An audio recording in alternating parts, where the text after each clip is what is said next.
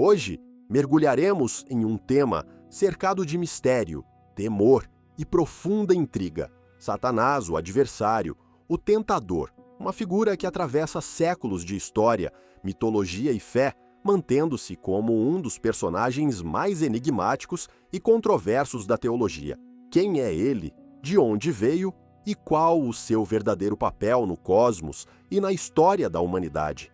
Ao longo dos séculos, inúmeras lendas e interpretações foram formadas ao seu redor, mas hoje trago a vocês 10 curiosidades que talvez desafiem o que você já ouviu sobre o Príncipe das Trevas.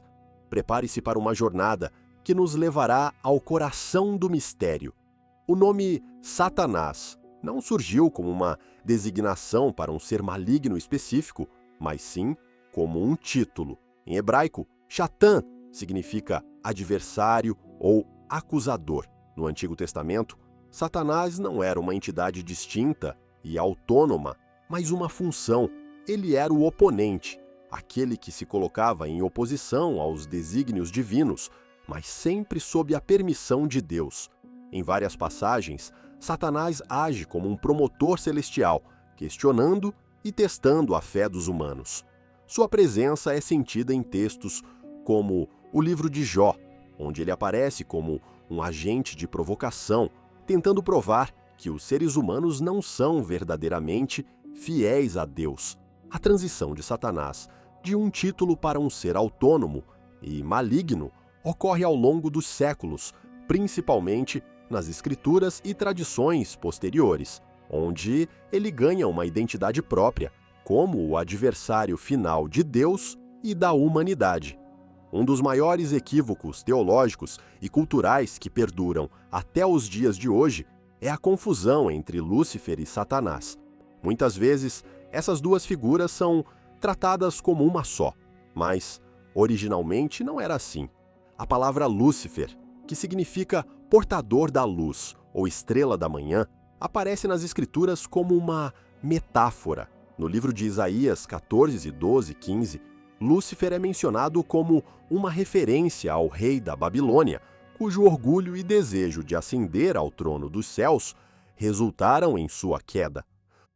Somente mais tarde, a tradição cristã começou a associar Lúcifer à figura de Satanás.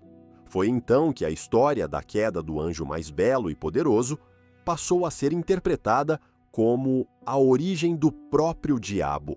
A ideia de um ser que, ao se rebelar contra Deus, foi lançado dos céus e condenado a uma existência de oposição eterna ao Criador, se encaixou perfeitamente na imagem que os teólogos começaram a moldar de Satanás. Seguindo essa linha de raciocínio, temos uma das tradições mais conhecidas sobre Satanás, sua origem como um anjo caído.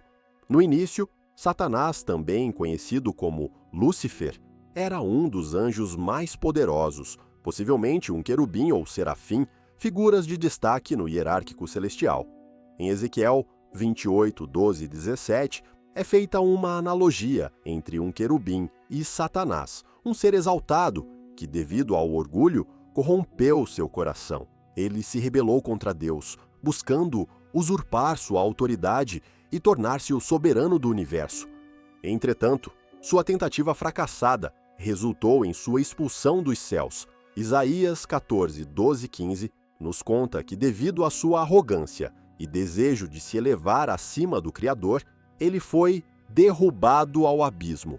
A figura de Satanás, portanto, é moldada pela ideia de um anjo de luz, que, ao tentar sobrepujar seu Criador, caiu em desgraça, tornando-se o arquétipo da rebelião e da corrupção do poder. No Novo Testamento, Satanás assume um papel ainda mais direto e crucial. Ele aparece como o grande tentador, o ser maligno que busca corromper a missão de Jesus Cristo. No Evangelho de Mateus, capítulo 4, Satanás se aproxima de Jesus após seus 40 dias de jejum no deserto. Em uma tentativa de desviar o Filho de Deus de seu caminho, ele oferece a Jesus 3 tentações: transformar pedras em pão para saciar sua fome, jogar-se do alto do templo para provar sua divindade e, por fim, oferecer todos os reinos do mundo em troca de adoração. Nesse momento de tensão espiritual, Jesus resiste a cada uma das investidas do tentador, respondendo com as Escrituras e reafirmando sua fidelidade a Deus. Este confronto simboliza a eterna luta entre o bem e o mal, onde Satanás, mesmo com seu poder e manipulação, não é páreo para a verdade e a pureza da missão divina. Com o passar dos séculos, Satanás não permaneceu apenas nas Escrituras. Ele se tornou uma figura amplamente explorada na literatura, no cinema e em outras expressões culturais. Sua imagem e características variam bastante, sendo retratado como o demônio aterrorizante, mas também como o manipulador carismático. Desde clássicos como O Exorcista, até filmes como O Advogado do Diabo, a figura de Satanás é revisitada e adaptada às diferentes visões e narrativas de cada era. O que permanece constante, no entanto, é a sua essência, o tentador, o opositor, o arquétipo do mal absoluto. A cultura popular o transformou em um símbolo poderoso de rebeldia, de tentações insuperáveis e de uma força que desafia a ordem divina, muitas vezes nos confrontando com nossas próprias falhas e desejos sombrios. Em outras tradições religiosas, Satanás também desempenha um papel importante. No Islã, ele é conhecido como Iblis. Assim como na tradição cristã, ele era um ser de luz que caiu em desgraça. Segundo o Alcorão, Iblis recusou-se a prostrar-se diante de Adão, o primeiro ser humano, quando Deus ordenou que os anjos o fizessem. Iblis se recusou por orgulho, acreditando que, por ter sido criado de fogo, ele era superior ao homem, que foi criado do barro. Por sua recusa em obedecer a Deus, Iblis foi expulso do paraíso e condenado a tentar os seres humanos até o dia do juízo.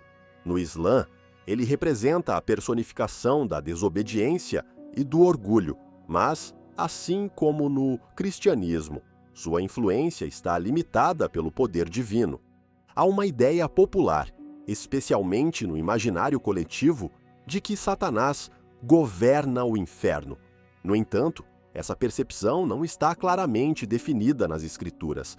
Na verdade, a Bíblia não descreve Satanás como o senhor do inferno, mas como o príncipe deste mundo. Em João 12:31, Jesus se refere a ele como o governante do mundo, alguém que detém uma autoridade temporária sobre a terra. Satanás, segundo essa visão, é aquele que promove o caos, a desordem e a rebelião contra Deus neste mundo, mas não é o governante do inferno. Ele próprio será, eventualmente, condenado a esse destino, como mencionado no Apocalipse 20:10, quando, no fim dos tempos, será lançado no lago de fogo para sua destruição final. Voltando ao Antigo Testamento, encontramos Satanás desempenhando um papel peculiar no livro de Jó. Aqui ele aparece não como o arquétipo do mal absoluto, mas como um acusador, um ser celestial, que questiona a fé e a virtude humanas. Em Jó 1:6-12, Satanás se apresenta diante de Deus e desafia a integridade de Jó, afirmando que ele só é fiel porque foi abençoado. Deus permite que Satanás teste Jó, impondo-lhe grandes sofrimentos para provar sua fé. Esta passagem é interessante porque retrata Satanás de forma diferente do que estamos acostumados. Ele não age de forma autônoma, mas sim com a permissão de Deus, cumprindo uma função no contexto divino, testar a verdadeira fidelidade humana. Mesmo sendo uma figura sombria, ele ainda está sob o controle e a supervisão do Criador. Quando falamos sobre Satanás, é impossível não mencionar o número 666. Este é conhecido como o número da besta e aparece no livro do Apocalipse 13:18. Ao longo dos séculos, esse número gerou uma infinidade de teorias e interpretações. Muitos acreditam que ele está diretamente ligado a Satanás, como um símbolo de sua influência sobre o mundo. No entanto, sua interpretação permanece um enigma. Para alguns estudiosos, o número 666 pode se referir a uma figura histórica específica, como o imperador Nero, enquanto outros acreditam que ele representa a totalidade do mal, uma trindade imperfeita, oposta à perfeição divina. Seja como for, o número 666 se tornou um símbolo poderoso da presença do mal no mundo. Por fim, precisamos falar sobre a imagem de Satanás que conhecemos hoje, um ser com chifres, rabo, pele vermelha e um tridente. Essa representação amplamente difundida na cultura ocidental não vem diretamente das escrituras, mas sim de uma mistura de influências culturais e artísticas. Muitos elementos da iconografia moderna do diabo foram inspirados pela mitologia greco-romana. Por exemplo, o deus grego Pan, uma divindade com chifres e patas de bode, foi uma das influências para a criação da imagem popular de Satanás. Além disso, a arte medieval europeia ajudou a consolidar essa figura aterrorizante, que hoje é amplamente reconhecida em todo o mundo como a personificação do mal. E assim, concluímos nossa jornada pelos 10 fatos e curiosidades sobre Satanás, uma figura que, ao longo dos séculos, evoluiu de um simples adversário a uma personificação complexa do mal, influenciando religiões, culturas e a imaginação humana.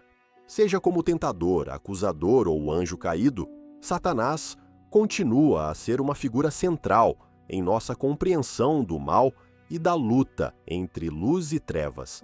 Se você gostou deste vídeo, não se esqueça de se inscrever no canal e ativar as notificações para mais conteúdos como este. Obrigado por assistir e até o próximo vídeo.